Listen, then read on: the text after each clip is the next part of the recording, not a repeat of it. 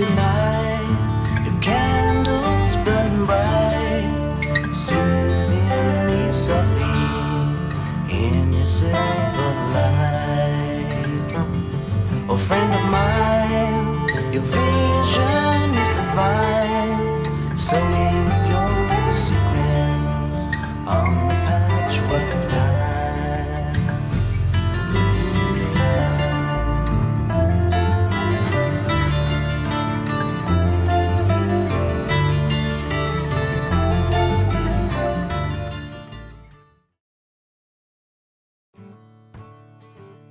Fred Staley.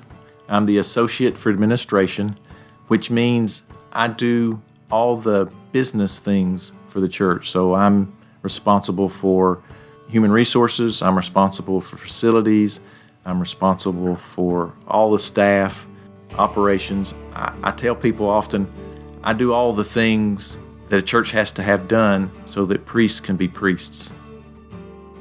Different ministries have, different ways they want to do things, but there's often more similarities between how things are accomplished than there are differences. And I think of it and I look at this place as one giant thing that has to all work like one giant thing, which is part of why, we try to avoid silos, in ministries. We want all the ministries to see each other as all trying to go for the same goals, which is why we have a strategy. What are our goals? What are we trying to get to? Then if each individual ministry is pointing toward the right goals and the things that we're doing are trying to accomplish the goals that have been set forth for the whole organization, it's easier then to put things together.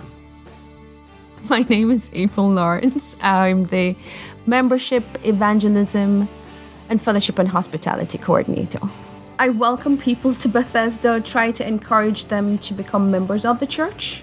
I do not force them to become members. I want them to see that we are an amazing parish to join. Fellowship and hospitality, anything to do with the events.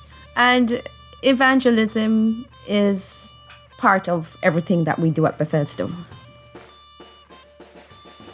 And it's very, very easy to become a member of Bethesda. It's the simplest thing in the world. There's just two criteria, is to ask to become a member and to be baptized in any religion. Once those two criteria are met, you're an Episcopalian. To become a member of Bethesda, all that's required is that you complete our membership form. I can mail it to you because a lot of new parishioners, some people don't like the online. We have an online form. And once that's completed, you're actually an official member of Bethesda. But then I encourage you to participate in the different things we have. My name is William Thompson. Most people probably know me as JR. I'm the lead sexton here at Bethesda-by-the-Sea. I'm in charge of buildings and just overseeing the other sextons. And I guess I've been working here roughly about 23 years. I started work here part-time in October of 1999, if I'm not mistaken. About a year went by, and after that, they brought me in full-time, and I've been here ever since. There's things that must be done every day on a daily basis, so we've got a pretty good routine as far as that goes, and everybody has a set portion of that. But then, when it comes to the special one-offs, the big holidays, all those different things, it's all very much a collaborative effort. We all work together on it. At the end of the day, liturgy and worship is our primary jobs here, being sextons. That's why we're here. The services, the worship, all those things, we must always make sure ready to go, running properly. The priests, the organist, the musicians, the choir, everybody that has a portion of those services, we always have to make sure that they are provided for. They're ready, they're set up, they have all the resources, materials, whatever they may need so that their jobs are done properly and they don't have to focus on the oddball things that we should be handling. They can focus on what they need to handle and make sure that our parishioners are getting the best possible experience they can. At the end of the day, that is our main goal. That is our number one job. I think we do that relatively effectively here. I'm always surprised when people say something that indicates that they believe the church just does things on Sunday. A place like Bethesda is busy every day. And not just because we're open and people can come visit, but there are things going on constantly. There are people who are new members who I will tell, even before they become members, I always say to them, just come to our service and see if it resonates with you. If it does, then you join. And from there, I always make this promise. If you volunteer here, just one, we just need you one volunteer, you will never leave this church. And so what happens is that I say this in our calls that we have or when they visit me in the office, and I'm betting them. So typically what happens is that they will call me and said, April, I'm coming to Bethesda. I love what you told me. This is so true. The people are really nice. And so those are the ways that I find out. I do have a lot of people I've met over the years that I do make, I try weekly calls just to keep in touch, and they keep in touch with me. Membership for me, I don't know what it is for anybody else, is a relationship that I build with people. I think the most challenging thing is avoiding conflict. Conflicts in scheduling, you've got limited space and a lot of things going on, and you've got, demands for space from different entities. Also, conflicts in how ministries operate. You have to coordinate that an outreach ministry and an education ministry aren't trying to accomplish the same thing in different ways, or if they are, that's strategically done and not by chance. So it's always trying to manage resources, time resources, space resources, and ideological resources too. We live streamed our services since before I came to work here, and it was always simple. As soon as the pandemic hit, technologically, the things that worked a month before suddenly weren't working anymore. And I don't know if it was just coincidence that some of the equipment aged at the same time the pandemic hit, or if it was just that suddenly not just us, but everybody was using these same resources, which squeezed them. So we had to redo how we do streaming, and we were already doing it. Now we had to do it differently. I think we're doing a pretty good online service now, which takes less of my time.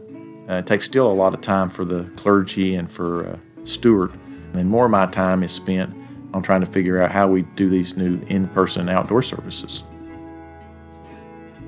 Just about everything we do here at the church is complicated by the building.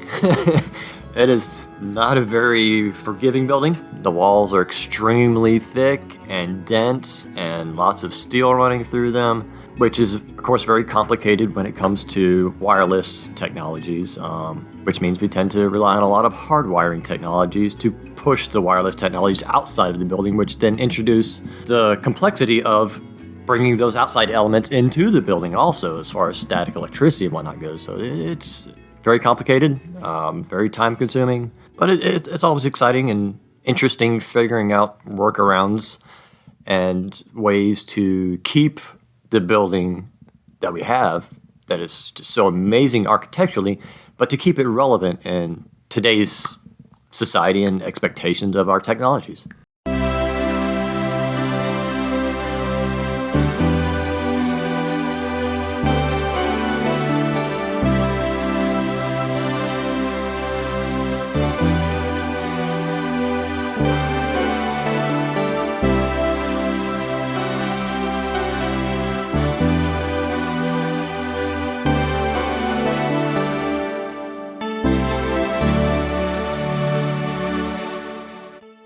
So they come and they see this cathedral type building, and it's on Palm Beach Island, and it, in their mind, they think of just affluence, and they're not really going to be welcomed here. I'll tell you one good story. I went to my dermatologist a couple of years ago. I've known her 4 years now.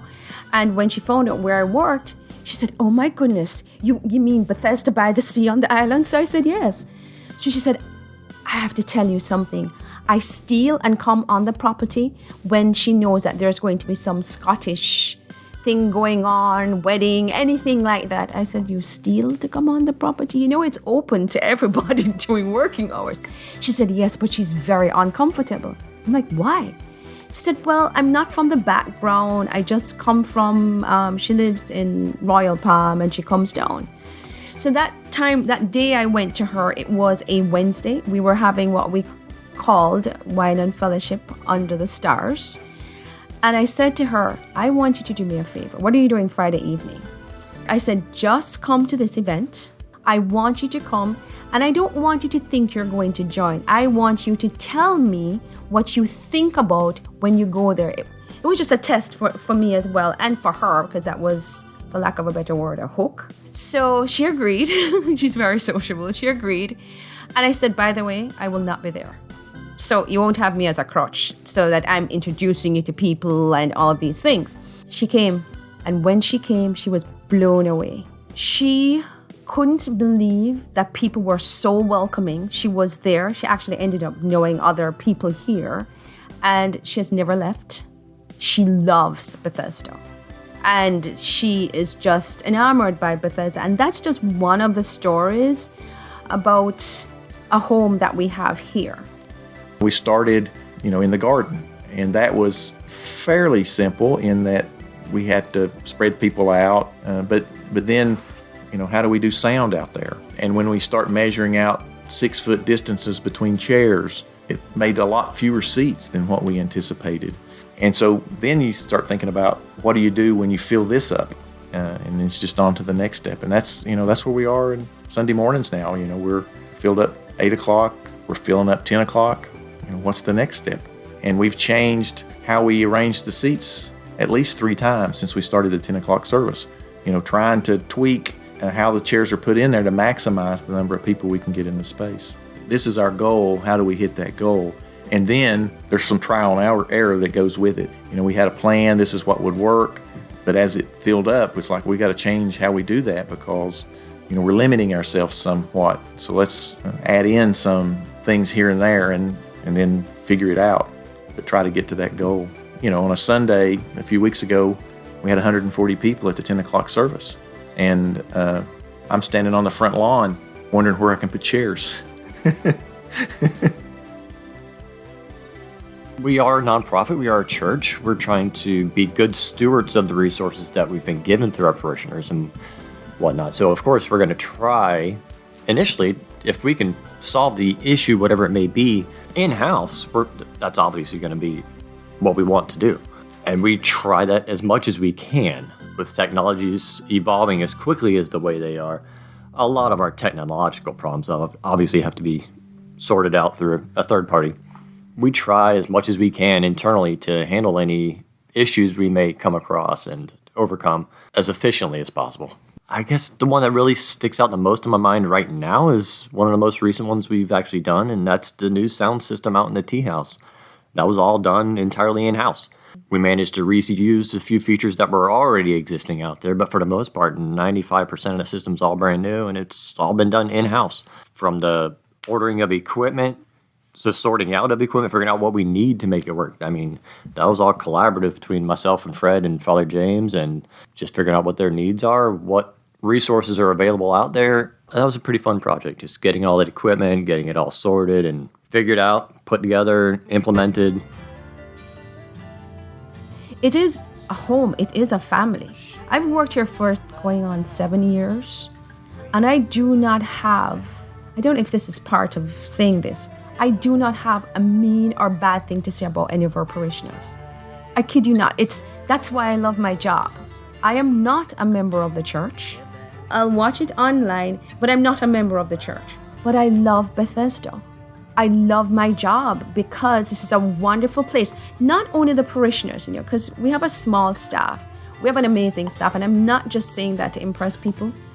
We treat each other like family. And once you have that from within, it goes without. It's a great parish to be a part of. You come here as long as you connect. So that's an important aspect of becoming a member or a parishioner or getting connected. You can come here and not connect and just come and not be a part of it, and then you think that you're not a part of it because you never connected. You didn't want to become a part. You can do that, but don't blame Bethesda and say it's not your home. You come here, you walk in and you see somebody with that blue ribbon. We didn't beg them. We didn't force them. These are people who volunteered to welcome you. These are our ambassadors, and they want to welcome you. You say you're new, you tap a shoulder. They are going to take you on and you get connected. Once you get connected, you're not going to leave here at all. It's just the way it is. Stars shining like diamonds, the grains of sand slipping through your hand. Tide surges of sensory, ebb and flow, round and round it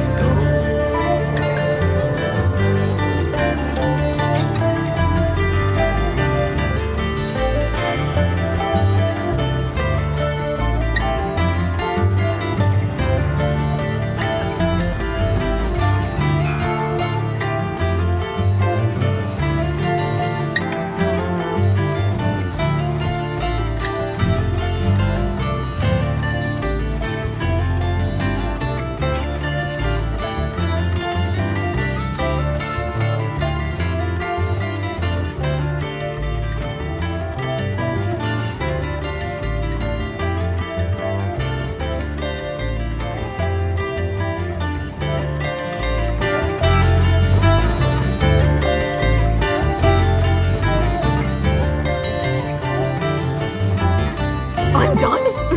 I love my job. So it's obvious, right?